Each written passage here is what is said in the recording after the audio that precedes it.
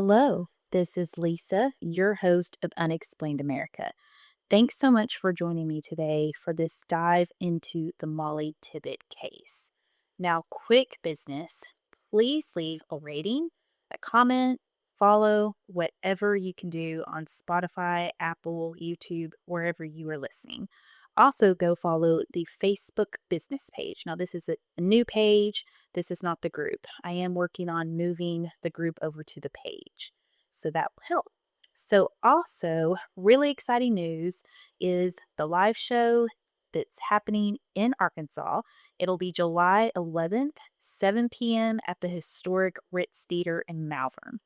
The link will go out on all my socials soon, so be on the lookout to purchase tickets, pre-sale, and I would love for all my listening friends to come and experience a night of cryptids with my friends at Cryptids Across the Atlas, and I will be covering a true crime case, and I will have some haunted stories about the actual venue. And this venue is just absolutely awesome. Can't wait. So stay tuned, and I'm super excited.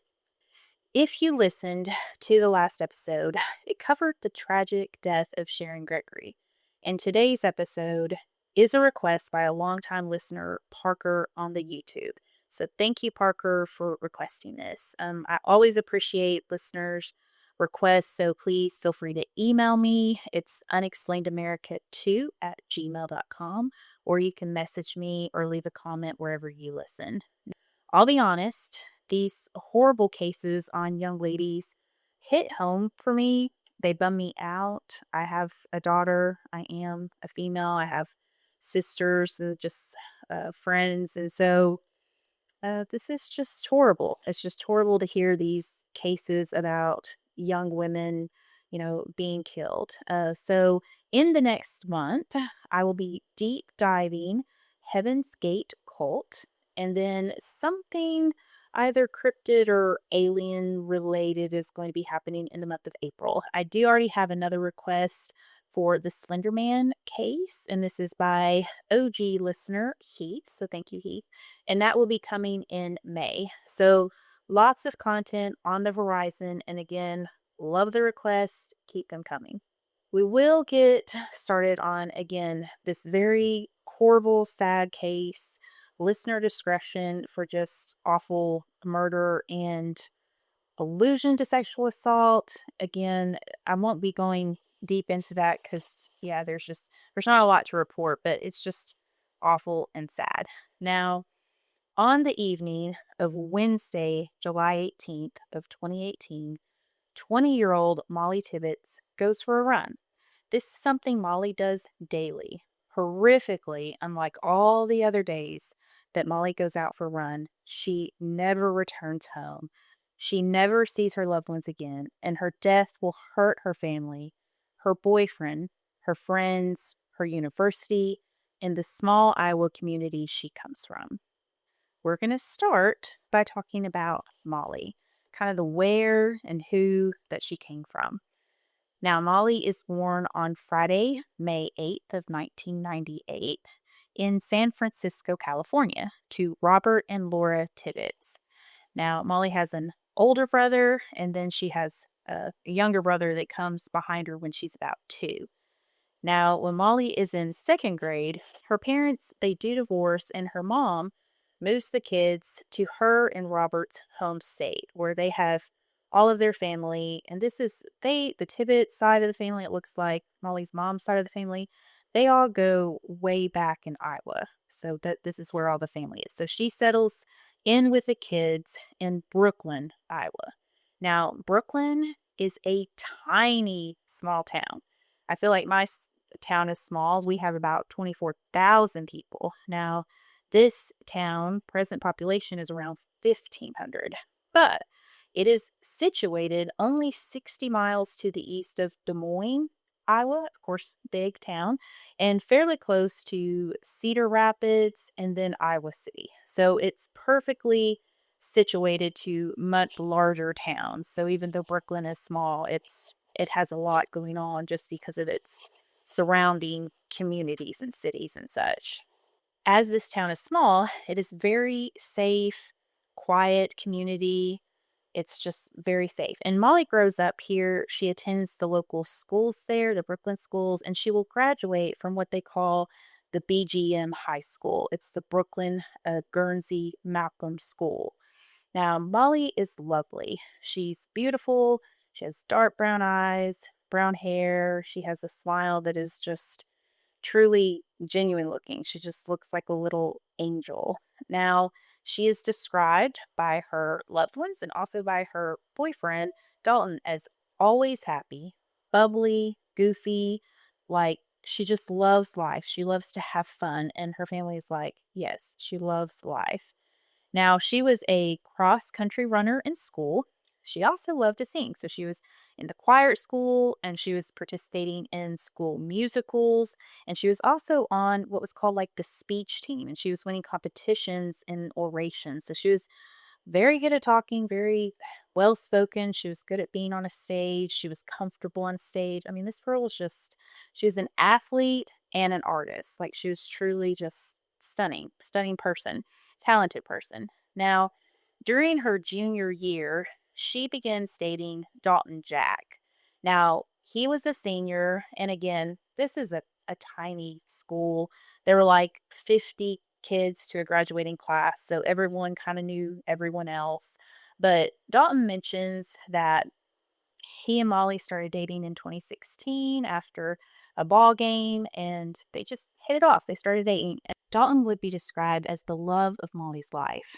Now, Molly graduates from BGM in May or June of 2017, and she has her plan to attend the University of Iowa as a psychology major. Everyone felt like this was such a great fit for Molly. She was so caring. She was always counseling people and wanting to fix their problems or attempting to. Like she was just a helper. So she works at the Grinnell Regional Medical Center in their children's day camp the summer before her freshman year in college, which Grinnell is a community about 15 miles or so to the west of Brooklyn. Now, Molly goes off to the University of Iowa, which is located in Iowa City. That's about 45 miles or so away from home. So she's going to school at the University of Iowa. She is still dating Dalton. Now, he had moved back to Brooklyn, and at this point in his life, he had decided not to continue to go to college. And so they were making it work, long distance. And Molly, during this time, she completes her freshman year, and then she comes home to Brooklyn for the summer and continues to work at the Grinnell Regional Medical Center. Grinnell, I'm probably saying that wrong. On the evening of July 18th of 2018, it's a Wednesday. Now, Dalton lives in a home with his brother Blake there in Brooklyn and Blake's fiance Allie. Now, different reports say Molly was living there too, but from what I could see, she was staying there or hanging there maybe when Dalton was there. Now, Dalton was working for a construction company called Jasper, who contracted large sites to build or maybe reconstruct or rehab bridges. Now, Dalton traveled with this job. He was on a job in Dubuque, Iowa, which was more than 2 hours from Brooklyn on the night of July 18th.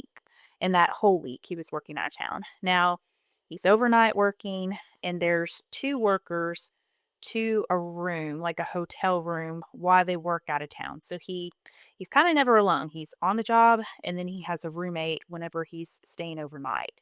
Now, Blake and Allie also traveled for their work. That week, Allie was out of town with her job, and then Blake, about a couple hours away, it looked like, and then Blake had his own construction company, and he was working on a basement job in Newton, which he was driving back and forth normally because Newton was only about like a 30-minute drive. So normally he did come home.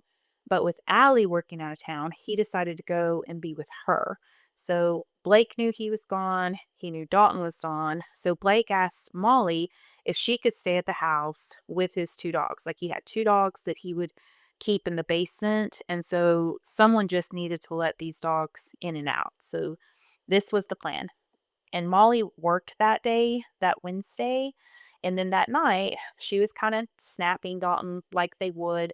So she had sent a snap before or during kind of like the start of her run time. And it looked like around 7:30 p.m. on July 18th, Mollie goes out for her run. Now, we mentioned Mollie is a runner. She ran in high school. Dalton would explain that Mollie ran about 1 to 6 miles a day, depending on the weather. So, this was her normal. This was her thing. And she would just go out at this time of night because it was cooler. This is July in Iowa. It gets pretty steamy. So, she would wait till the sun goes down. Now she was dressed to run. She had like a sports bra, shorts. She wore like a headband, her hair pulled back. She would wear like one of those little sleeves for like her phone to be in. And then she would have earbuds. Dalton had bought her a pair of earbuds so she could listen to her music while she ran. And then sometimes, I'm not sure if she was that night, but she would wear a Fitbit. And I believe she was wearing it. Now that night, Mollie had sent Dalton a text, but Dalton pretty much like he was working, you know, on the road. He would wake up early, work. So he was hanging out with his friends. He has a roommate. He didn't look even at her final Snapchat before he went to bed on Wednesday. Okay. And nobody sees Mollie beyond like her work day. She went to work and then she went for her run. So nothing is communicated beyond that. Well, Dalton, he wakes up very early and he doesn't realize anything's different. He sees her snap from the night before and then he sends Mollie his normal kind of good morning message, but she doesn't respond. And this isn't really alarming at first kind of glance because he figures, okay, she goes to work. She's working. However, when Mollie doesn't show up at work, her coworkers are concerned. So this is not like Mollie. She is very dependable. She doesn't just not show up. So they begin calling Mollie. They get a hold of Mollie's mom, Laura. And this is when kind of alarm starts to hit like the family and friends because then they start calling each other. So everyone is trying to get a hold of Mollie and they're realizing that they can't. Like their calls are just going to voicemail. Now, they go to Blake and Dalton's home. This is where Mollie was hanging out, and everyone's just confused. Her car's there, her stuff is there, but no Mollie. Mollie is gone. Now, Laura calls and reports Mollie is missing, and the whole community immediately begin searching. Of course, she's reported missing. The police are starting on their things. And at first, honestly, everyone was just thinking maybe something weird happened with Mollie because of the weather. So there had been some bad weather that rolled in. In fact, a really bad storm hit. We'll kind of talk about this. It was a bad enough storm that there were tornadoes produced. So there was just a lot going on with this storm kind of in the overnight, it sounded like. As the 19th goes on, so now we're July 19th, everyone's kind of getting alarmed.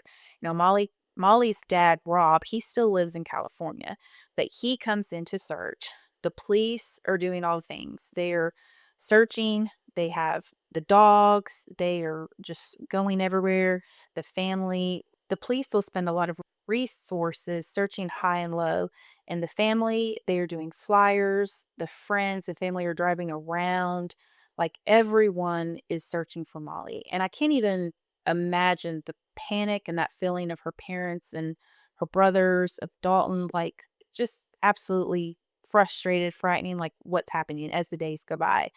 Now, the family sets up a Facebook page. The community is scouring everything from the ditches, they're looking in vacant buildings, they're looking in cornfields, like all around, and they are finding nothing. Like they're putting out, of course, the police are putting out, you know, uh, all the searches to the surrounding areas out of state. They're asking people to, look at gas stations. This is getting into the news. Like everybody is looking for Mollie. Now, by July 25th, there's still no Mollie. There's no word of Mollie. And the FBI and the Iowa State Police, they joined the Poweshiek County Sheriff's Office. The FBI, they are combing through Mollie's phone specifically. Like they have all the capability to go through her phone and get all of her electronic, just anything on her. Dalton was helping kind of show on his end the Snapchats that she had sent, and that was kind of helping to show like the location that she was running in. Because, whenever she snapped him, she was actually running at the time. 2 weeks go by, and again, there's still no Molly, and the news hits nationally. And again, like, whenever I was looking at Molly's story, at first, this was not first front page news at all. It really didn't hit the news until probably a week or 2 weeks that she was gone, but she was pretty much like seventh page news because, again, there was that horrible storm and a horrible tornado that literally landed on the front page news right as she was missing. So, the first part was kind of a slow go as far as news coverage, but as Molly remained, missing, it really built to national news coverage. And it was just shocking and scary. But I don't know, why it is if, a 20-year-old woman, I guess, wasn't as present. I'm sure a lot of people just thought she will turn up. But as it became clear that Molly was not turning up, again, that's when things really hit the news. Molly's case, as far as the community, this was absolutely shocking. This is a community that is small, everyone knows each other. There was panic, there was fear for the family and the community.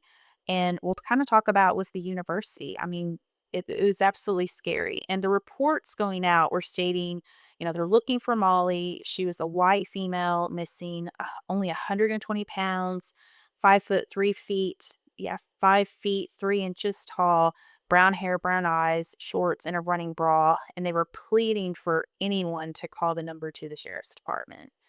All of the law enforcement are working on Molly's case. And again, they are extensively spending every resource they can. They are getting, they do have the FBI involved and the Iowa State Police involved. So they're really tapping into all resources. Now, Molly's family, they are praying, they're hoping to find Molly.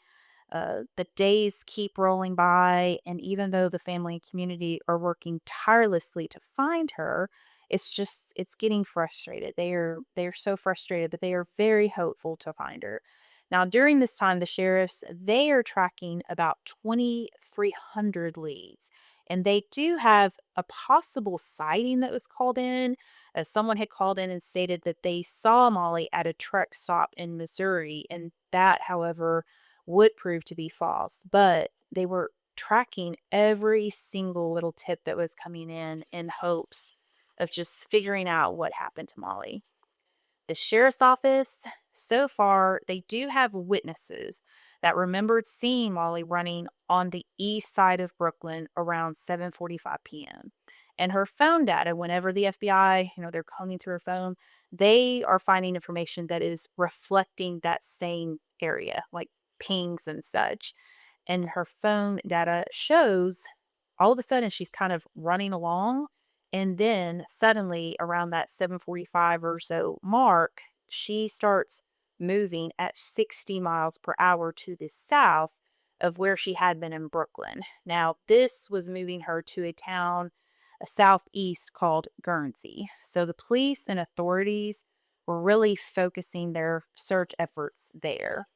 At this same time, everybody, again, the community, her university, everybody's hearing about this.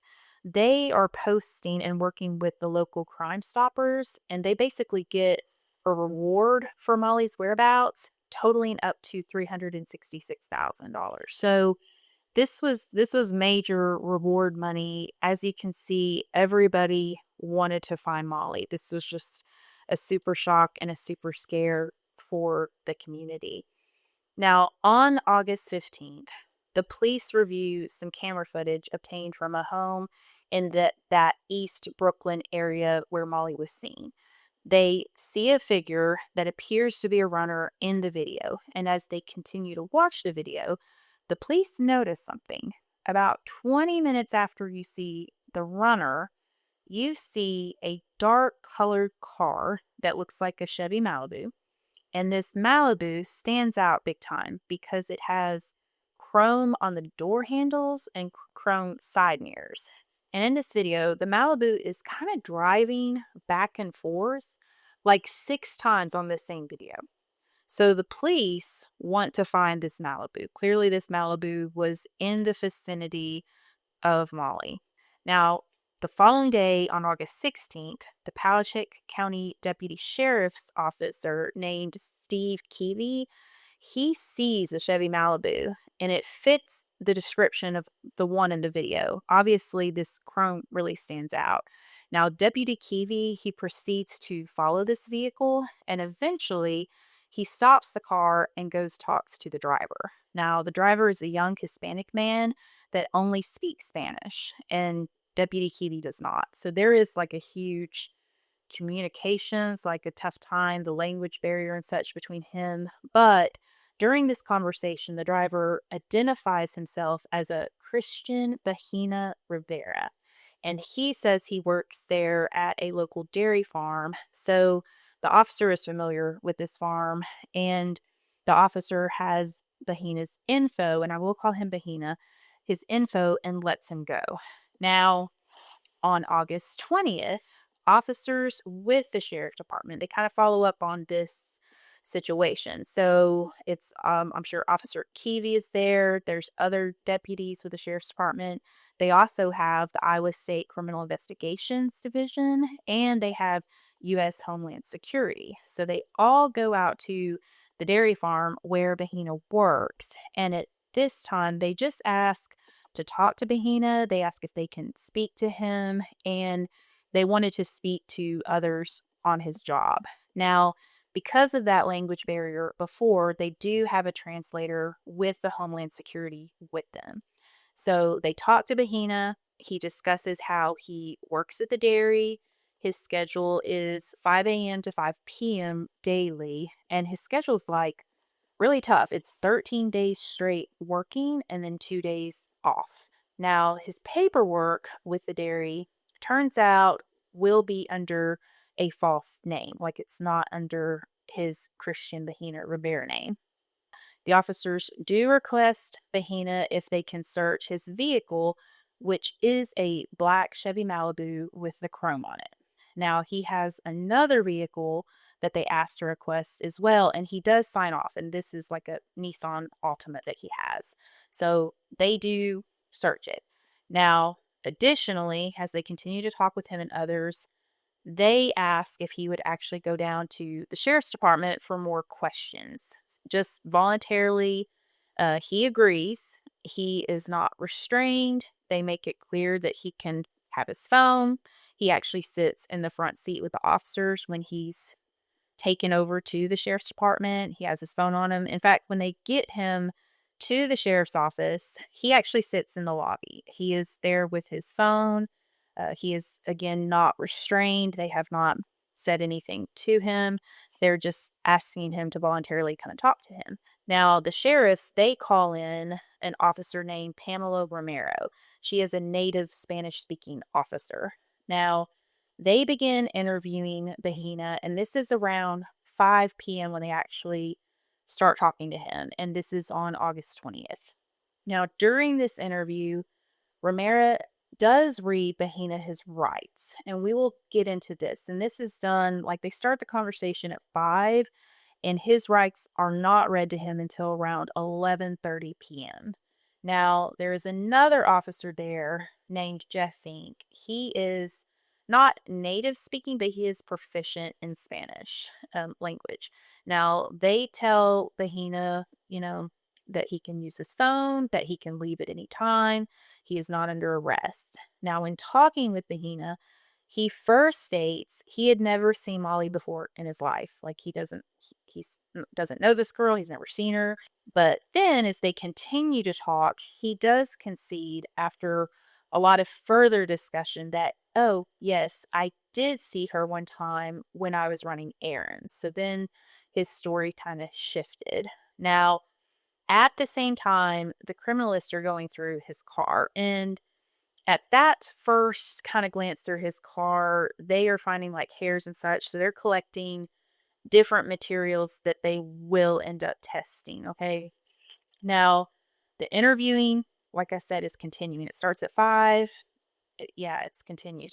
So Ramiro brings in 2 male English speaking officers who do a harder press on Bahena for info, but he states he's not going to talk to them and finally tells Deputy Romero he will talk to her. Like, he's like, okay, I'm going to get real with you.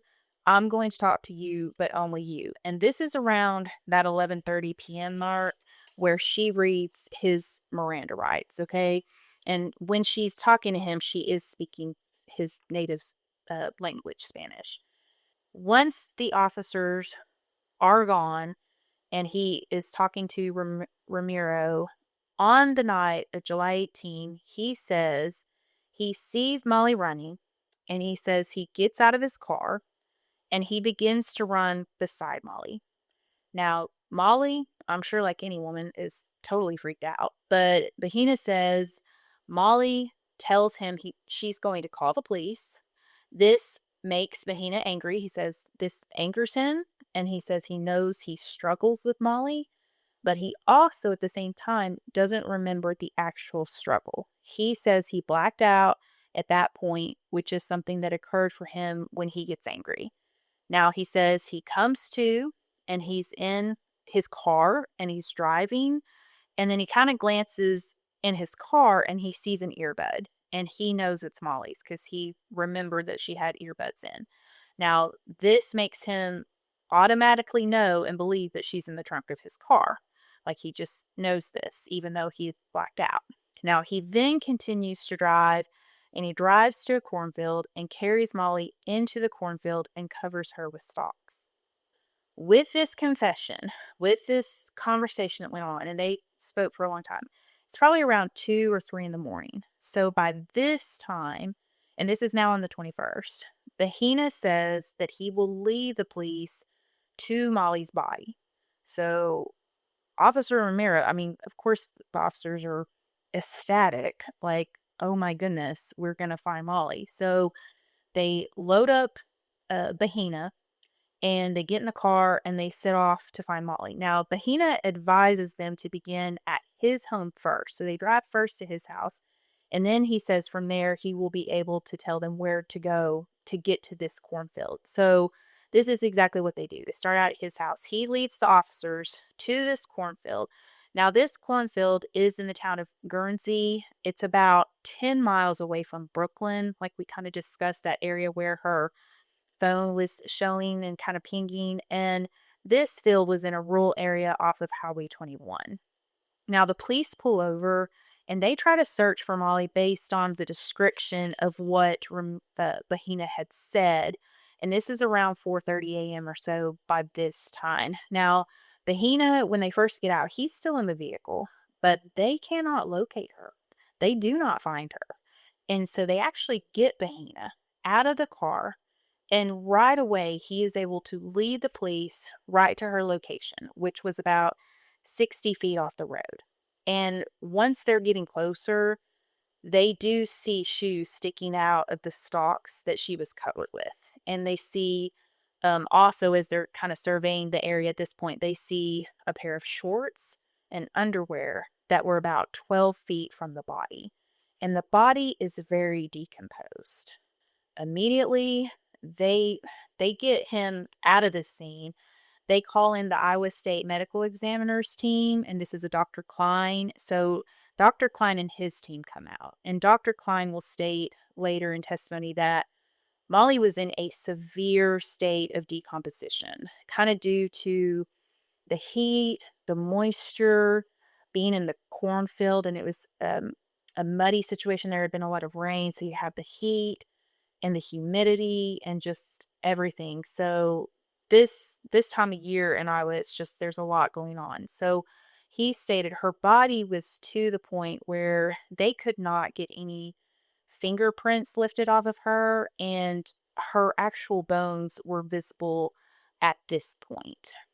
Mollie would be identified using DNA matching, and the autopsy of Mollie would reveal that she had 9 to 12 stab wounds, and these wounds were to her head, neck, abdomen, and hands. One of these stab wounds was literally in her left cheek. Now, the cause of death was listed on her autopsy as multiple sharp force injuries. And again, she is in a deep state of decomposition. So they're able to see these things and nothing more is notated. Now, immediately upon Mollie's body being found, Officer Romero, she reads Bahena his Miranda rights again, fully in Spanish again. So and we'll kind of talk about this. She feels like she's done it once, but yeah, we're doing it again. And so he is read his rights again, and this will come up. And he also says that he understands his rights, but he states that he will continue to talk to Deputy Romero. The Poweshiek County, they immediately on the 21st get an arrest warning right then and there on Cristhian Bahena Rivera. Now, this arrest warning describes Bahena as brown eyes, black hair. He was born June 11th of 1994. He was 5'6", 130 pounds. He's a male and Hispanic. They right away post his bail for $1 million in cash. The arrest warrant reads that on July 18th of 2018, at around 1945 hours, on 385th Avenue in Brooklyn, Iowa, Bahena had malice and forethought, willfully, deliberately, with premeditation, killed Mollie Tibbetts. Now, the police, they immediately, of course, go to the Tibbet family and let them know they found the body. And this is, of course, their worst nightmare fully realized. There's no more hope of finding Mollie alive. They are stunned, devastated, just the worst day of their lives. This devastating news for them. Now, the police also, and this, of course, at this point, they haven't fully identified Mollie. So, of course, they're only able to say, yes, this appears to be Mollie. It's not immediately that they have the DNA to prove, but they're letting them know. They do hold a press conference on the 21st, and they tell the world the awful news that the body found in the cornfield, because that was kind of announced by press right away, was most likely Mollie Tibbetts. And they released the arrest of Bahena as well, an undocumented immigrant who had been in Iowa for 4 to 7 years. So the community is absolutely stunned. They are sad. They immediately set to hold a vigil for Mollie the following night, like there in Brooklyn.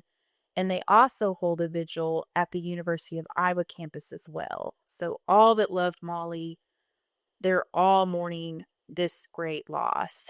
Now, this had really affected, like I said, it affected the community, but it really affected her school too. Like this is a pretty big school, the University of Iowa, a large school there, but there were people that just said, this is super upsetting. My first reactions was sadness, then scared for ourselves, like whenever this was one of the students at the University of Iowa. So it just really affected a lot of people, and then just a whole community of people that loved Mollie. This is just a huge loss. Now, Bahena, on further interviews after the cornfield, so after he takes the police to Mollie, he reiterates all of the items that he had already told Deputy Romero for a second time. Okay, so after the second time he's read his Miranda rights. Now, this will prove to be extremely helpful to the police, and we'll get into that. On the 22nd, Bahena is officially charged with first-degree murder, and he doesn't plead right away. There's kind of there's a lot of back and forth legalities that go into that. Now, what they know of Bahena is that he's 24 years old. He did not have a criminal record that they could see at all. He did have a Facebook page where he reflected being a resident of Guerrero, Mexico, and that he attended a preparatory school number 35 there in Guerrero, and he had also gone to the Escuela de la Vida, or School of Life school, there in Guerrero as well. Now, he had numerous friends on his Facebook page, and a number of these were from Iowa. So he had numerous people in Iowa.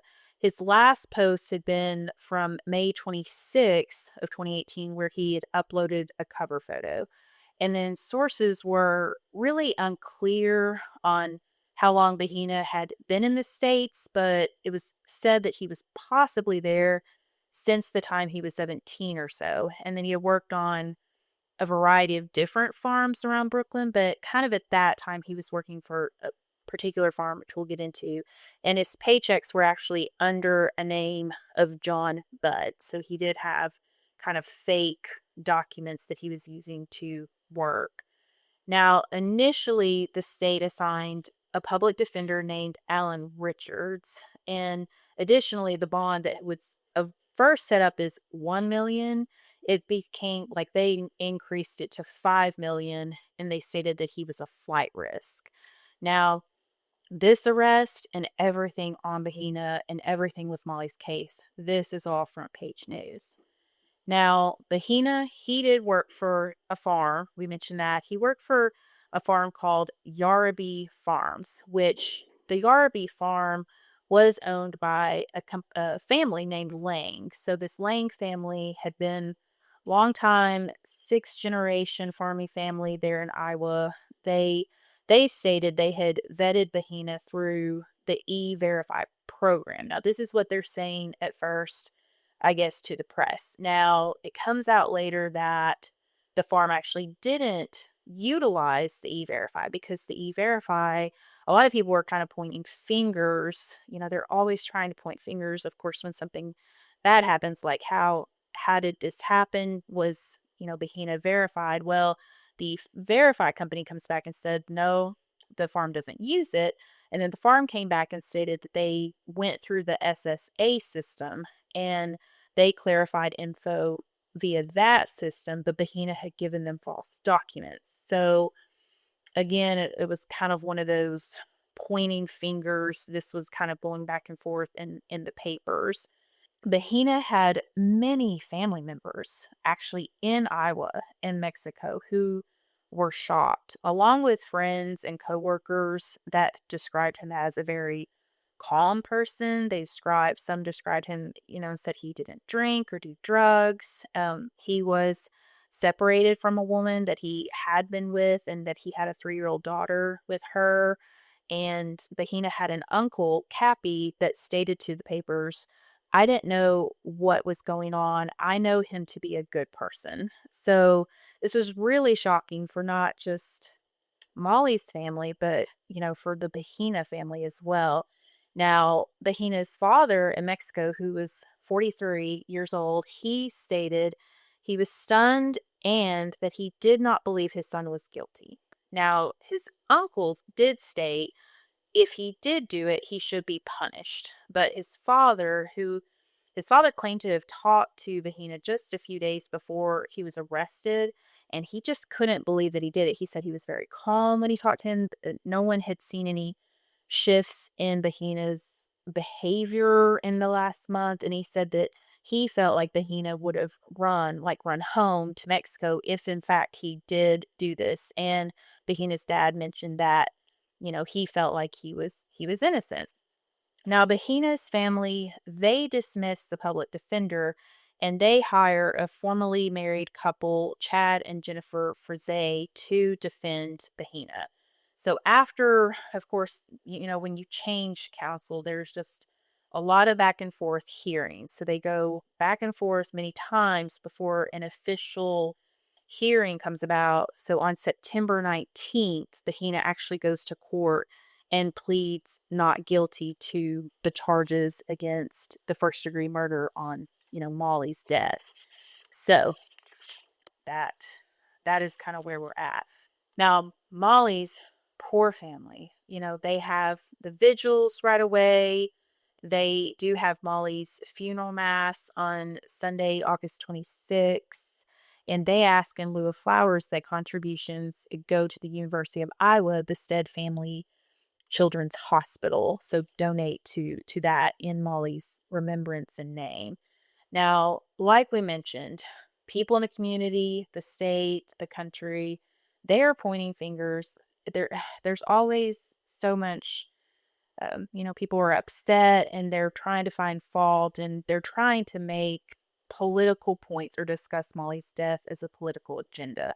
Now, Rob, Mollie's father, he writes a plea for decency on September 2nd, 2018, pleading for everyone to stop the political rhetoric, stating, Mollie is nobody's victim, nor is she a pawn in others' debate.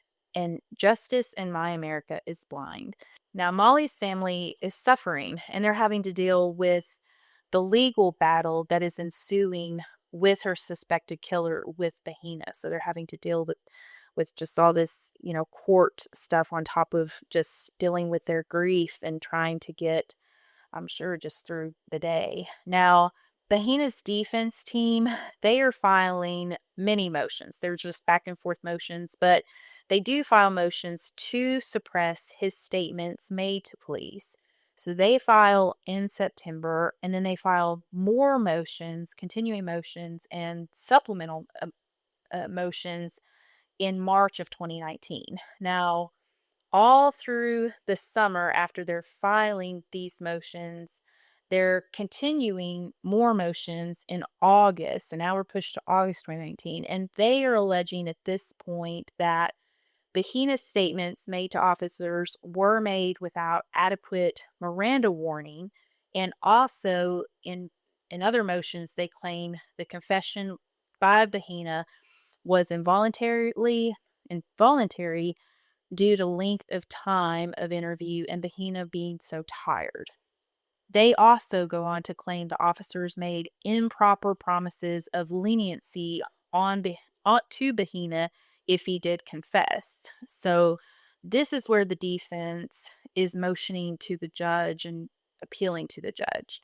Now, finally, in November, so now we're in November 2019, Judge Joel Yates, so he's the judge assigned, he makes his decision on all the defense motions. Now, he decides that he doesn't agree that the confession was made involuntarily. So he sides against the defense on that matter. Now, Judge Yates also sides against defense on the improperly promises of the officer. So he's saying, no, I don't believe that they made him any type of promises that were improper.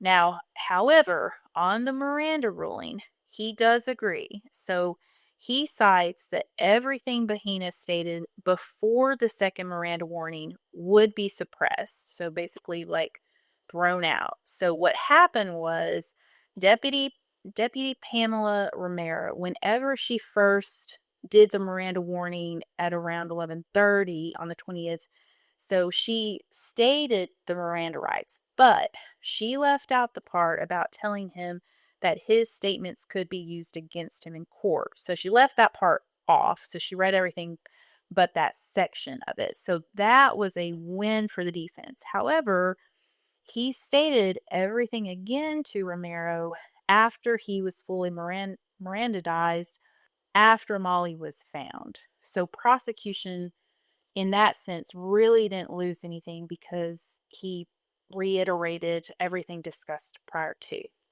As we know, the wheels of justice, they run so slow. And really to the defense, we've seen it in other cases, they stall. The reason for that is just the more time passes, it's just the better for the defense in general. Like the more time gets away from the actual event, and so to speak. So the defense, they're stalling.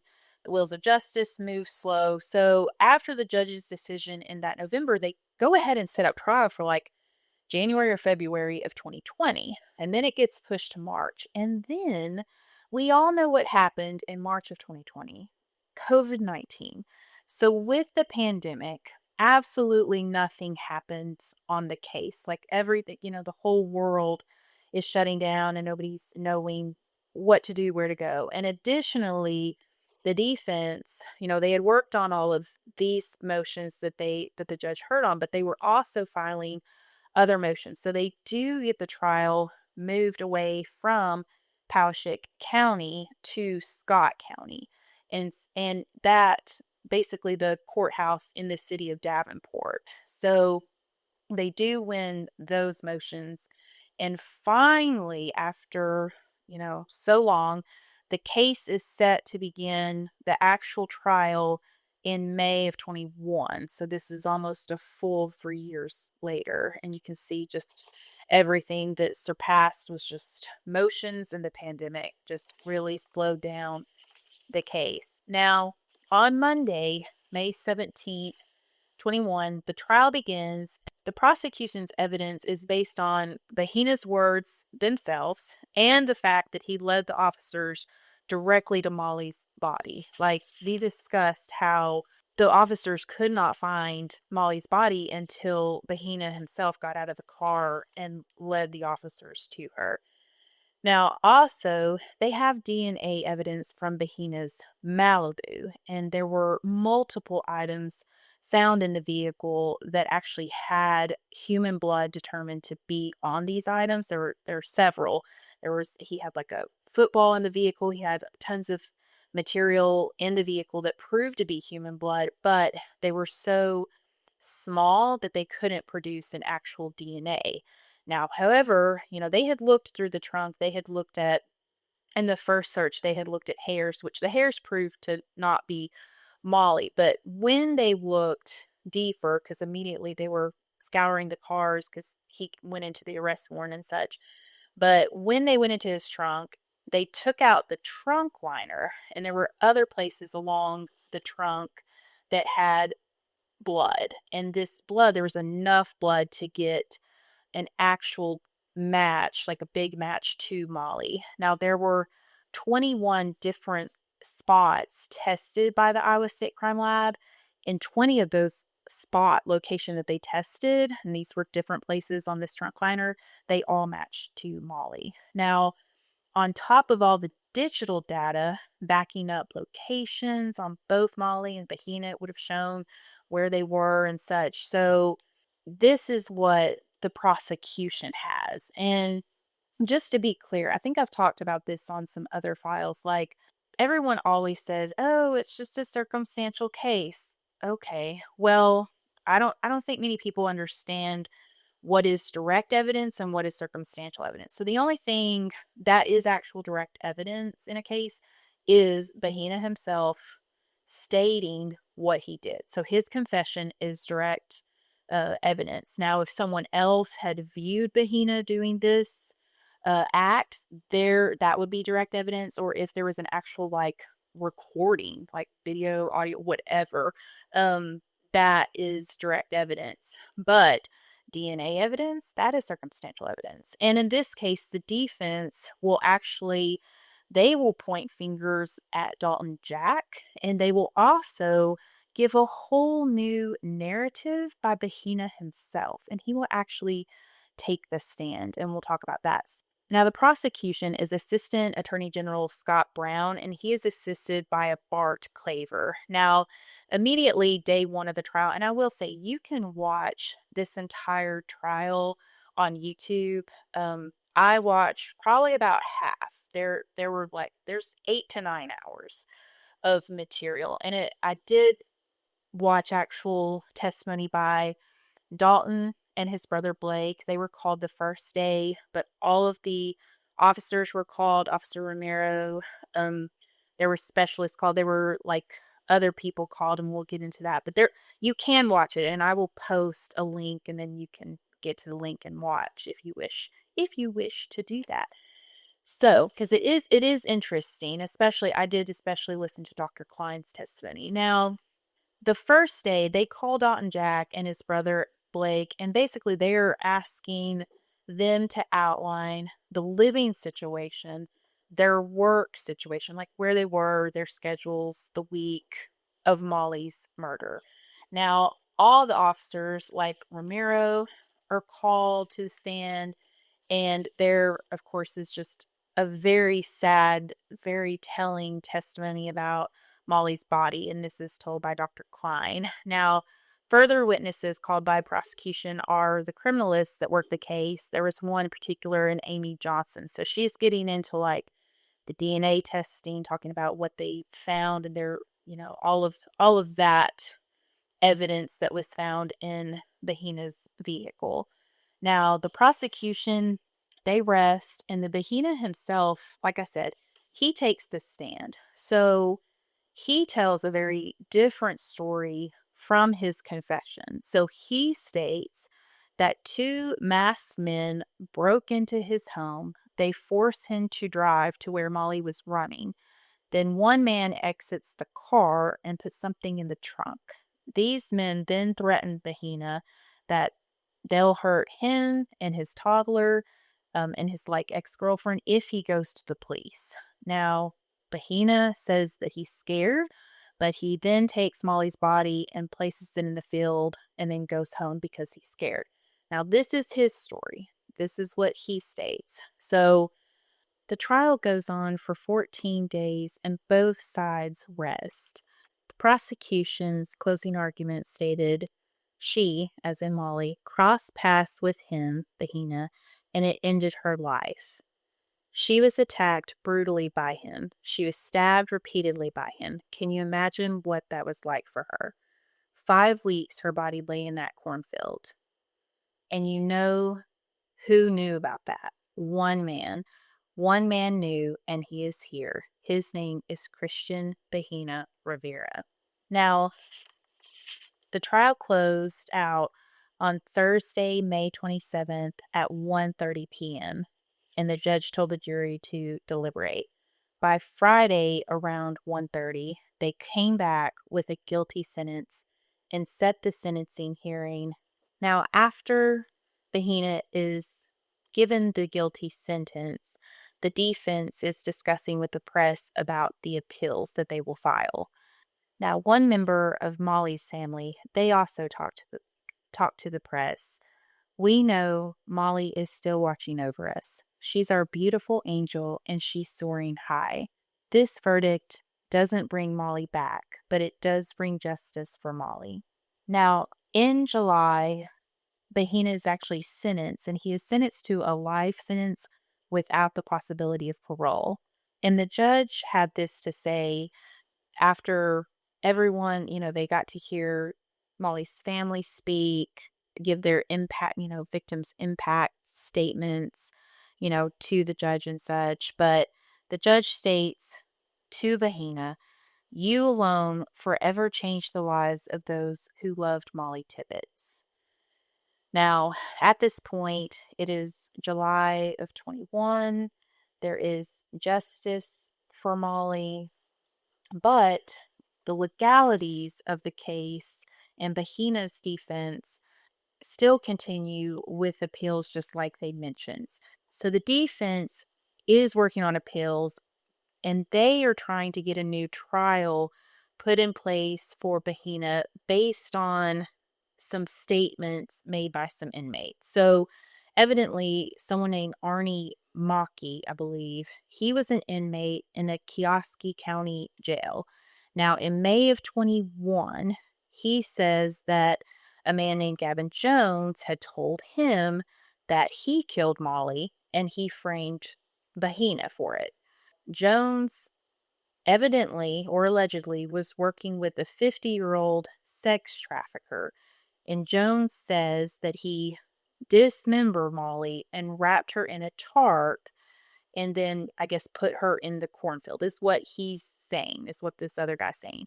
Now, a Lindley Voss, who was a girlfriend to this Jones, she also comes forward and states Jones says that he killed Molly, but that he appeared high on methamphetamine at the time that he was making these statements to her.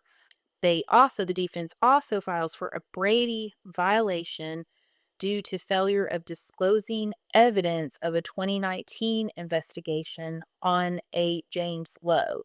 Now, this James Lowe allegedly had drugged and trafficked a different woman in May of 2018. And they state that this James Lowe person is the 50-year-old sex trafficker mentioned in this Gavin Jones situation. Now, this goes to the appeals court. All of this is kind of proven.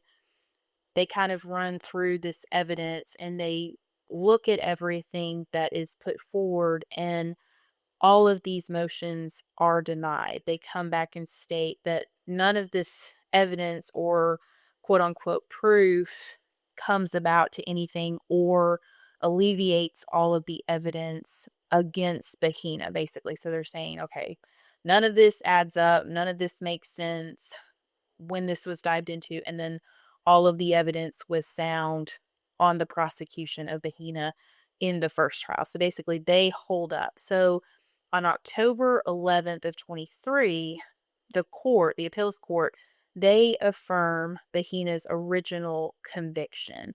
And so they deny any appeals. Now, I cannot see any other legal going on at this point. It looks like the last legalities happened in 23.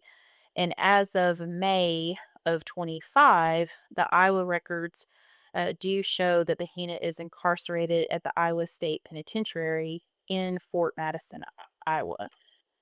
As we've talked about, this is just a truly sad case. Hate to hear cases of young people, young women being killed for just doing what they love, going for a run. And I hate that women have to be so very careful. It makes me so very sad that you can't just go out for a run and be safe. So it's just very heartbreaking. So this is a heartbreaking case. Just definitely. But the Tibbet family annually, they do Mollie Tibbetts Memorial Run Walk. So it looks like it's around September of every year. Like last year in 2025, they held this run walk fundraiser and remembrance of Molly on Sunday, September 28th. And you can actually, like, they have Facebook set up where they do share this, but all of the proceeds do go do go to that University of Iowa Stead Family Children's Hospital Fund where they had asked for contributions before. But please just remember Molly and Molly's family. And, if you are in the Iowa area, definitely look into that Mollie Tibbetts Memorial Run Walk, which should be happening in September of this year. But thank you so much for listening. Again, it's just really heartbreaking, really sad. And in the coming weeks, I will be diving into Heaven's Gate, which is really sad as well. There will be some sadness, but it's just I have watched the documentary on it a million times. And I still don't know a lot about it. So I do have a lot more research, and I've got a book, and I'll be doing a deep look at this Heaven's Gate cult because it really has like the cult aspect, and then it is the mass unaliving of the people, and then even more after the episode in 97. But it also has the whole alien and UFO aspect. So it's just a very interesting case. So lots coming up. Please listen, and thank you so much for listening this week, and stay tuned for next week. Love you guys. Bye.